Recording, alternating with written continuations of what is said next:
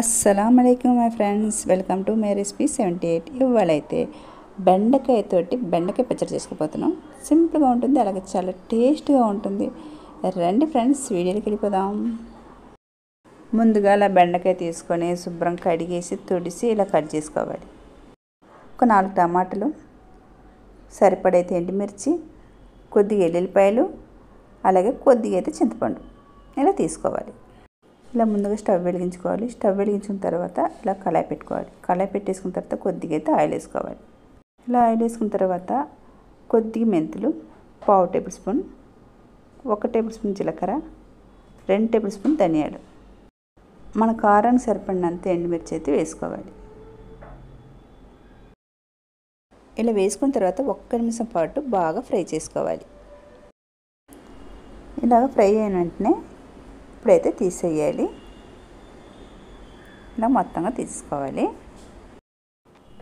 అలాగే కట్ చేసుకున్న బెండకాయలని ఇందులో వేసుకోవాలి. ఇలా వేసుకున్న తర్వాత 1-2 నిమిషాలు బాగా ఫ్రై చేసుకోవాలి. తీసి పెట్టుకున్న 4 టమాటాలని కట్ చేసుకొని ఇందులో వేసుకోవాలి.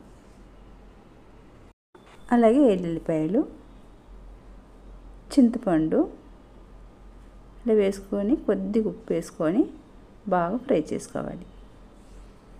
టమాటాలు బాగా మగ్గేంత వరకు ఇలా ఫ్రై చేసుకోవాలి. ఇప్పుడైతే టమాటాలు అయితే బాగా మగ్గిపోయాయి.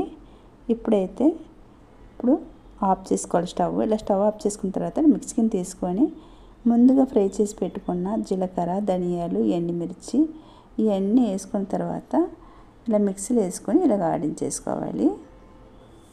ఇలా ఆడించుకున్న తర్వాత అలాగే టమాటా, బెండకాయ ఇవన్నీ దీంట్లో వేసుకోవాలి. కొద్దిగా ఉప్పు వేసుకొని ఆడించుకోవాలి. చూసారా, ఇలా ఉంటే సరిపోతుంది. అన్నంలో కలుపుకోవడానికి చాలా బాగుంటుంది. ఈ పచ్చడిని ఇలాగ కోర్సుగానే ఆడించుకోవాలి. బాగా మెత్తగా ఆడించుకుంటే అంతగా బాగోదు. ఇలాగ ఆడించుకున్న తర్వాత ఇలాగ స్టవ్ మీద కళాయి పెట్టుకొని కొద్దిగా ఆయిల్ వేసుకున్న తర్వాత జీలకర్ర, అలాగే ఆవాలు, కొద్దిగా ఎండుమిర్చి, కొద్ది కరివేపాకు వేసుకున్న తర్వాత ఇప్పుడైతే తాలింపునైతే పచ్చళ్ళు అయితే ఇలా వేసుకోవాలి. ఇలా వేసుకున్న తర్వాత వేడి వేడి అన్నం, కొద్దిగా నెయ్యి, ఈ పచ్చడి వేసుకొని కలుపుకొని తింటే అంత టేస్ట్గా, అంత రుచిగా ఉంటుంది. చాలా బాగుంటుంది. మీరు ఒక్కసారి ఈ పచ్చడిని ట్రై చేసేయండి. ట్రై చేసి చూసి కామెంట్ బాక్స్లో కామెంట్ పెట్టండి. అలాగే నా రెసిపీ కనుక మీకు నచ్చితే కనుక లైక్ చేయండి, షేర్ చేయండి, అలాగే సబ్స్క్రైబ్ చేసుకోండి. చూసి ఎవరైతే ఒక లైక్ అయితే కొట్టండి.